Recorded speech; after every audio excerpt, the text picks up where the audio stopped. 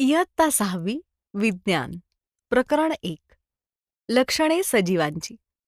सजीव म्हणजे काय? ते कसे ओळखायचे? वाढ, चेतनाक्षमता, श्वसन, उत्सर्जन, प्रजनन आणि हालचाल या सर्व लक्षणांद्वारे आपण सजीव सृष्टीची ओळख करून घेणार आहोत. वाढ म्हणजे काय? 2 वर्षांपूर्वी घरी आणलेला मोती आता मोठा झाला आहे. चेंडू पकडतो, उड्या मारतो, फिरायला येतो. पण त्याचा पट्टा, साखळी, खेळणी ती तेवढीच राहिली. मोती मोठा झाला, पण त्याच्या वस्तू नाहीत. सजीव वाढतात. मोती, झाडे, माणसे सर्व सजीव वाढतात. शरीराचा आकार, उंची, वजन वाढते. निर्जीव वाढत नाहीत. पट्टा, साखळी, खेळणी, दगड, सायकल या वस्तू कधीच मोठ्या होत नाहीत. सजीवांची प्रमुख लक्षणे. प्रत्येक सजीवाला, मग तो लहान असो वा मोठा, हवा, अन्न आणि पाण्याची गरज असते.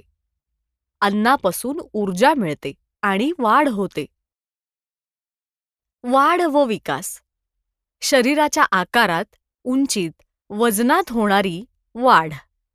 बुद्धी व कौशल्यांमध्ये होणारी वृद्धी म्हणजे विकास. चेतना क्षमता.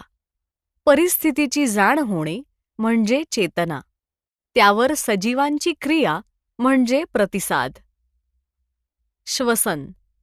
अन्न व ऑक्सिजन यांच्या क्रियेतून शरीरात ऊर्जा निर्माण होणे म्हणजे श्वसन. प्रजनन. प्रत्येक सजीव स्वतःसारखे आणखी सजीव निर्माण करतो, याला प्रजनन म्हणतात. वनस्पती विरुद्ध प्राणी. वाढ आणि हालचाल. वनस्पती जिवंत असेपर्यंत वाढ सुरू राहते. बुंध्याचा घेर, फांद्या, मुळे आयुष्यभर वाढतात. प्रकाशाकडे फांद्या वाढतात, ओलाव्याकडे मुळे वाढतात. पाने दिवसा उघडतात, रात्री मिटतात. स्वतःची जागा बदलत नाहीत. प्राणी ठराविक कालावधीपर्यंतच वाढ होते. सर्व अवयवांमध्ये वाढ होते. धोका जाणवताच वागणे बदलते. अन्न, संरक्षण, निवाऱ्यासाठी हालचाल करतात. स्वतःची जागा बदलू शकतात. वनस्पतींनाही चेतना क्षमता असते. हे सर जगदीशचंद्र बोस यांनी प्रयोगांनी सिद्ध केले. उत्सर्जन आणि प्रजनन. उत्सर्जन शरीराला नको असलेले पदार्थ बाहेर टाकणे म्हणजे उत्सर्जन. प्राणी घाम, मूत्र, CO2 सोडतात. वनस्पतींमध्ये जुनी पाने, साल गळतात. खोडातून डिंक बाहेर येतो. बीजांकुरण. बीजाच्या आत लहान अंकुर असतो.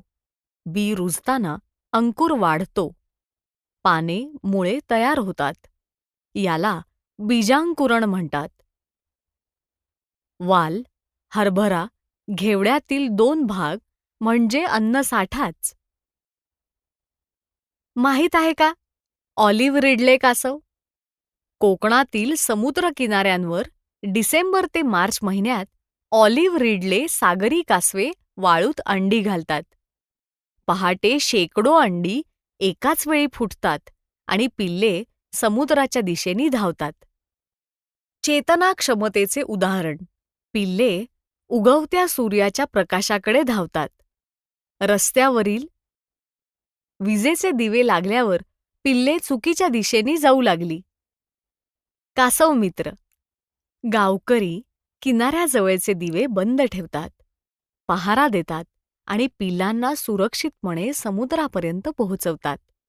काही गावांमध्ये कासव महोत्सव साजरा होतो. बेडकाचा जीवनक्रम. काही सजीवांच्या वाढीच्या काळात शरीर रचनेत खूप बदल होतात. अशा बदलांना जीवनक्रम किंवा अवस्थांतर म्हणतात. 1. अंडी. पाण्यातील वनस्पतींजवळ फेसासारखे अंड्यांचे पुंजके. 2. डिंभ म्हणजेच टॅडपोल. लांबट अळीसारखे पिल्लू. कल्ल्यांनी श्वसन, शेपूट असते. 3. बेडूक. हळूहळू पाय येतात, शेपूट जाते, पूर्ण बेडूक तयार होतो. आपण काय शिकलो? वाढ आणि विकास. सजीवांच्या शरीराच्या आकारात, उंचीत, वजनात होणारी वाढ. बुद्धी व कौशल्यांमध्ये होणारी वृद्धी म्हणजे विकास. चेतना क्षमता. परिस्थितीची जाण म्हणजे चेतना. त्यावरील क्रिया म्हणजे प्रतिसाद. वनस्पतींनाही चेतना क्षमता असते.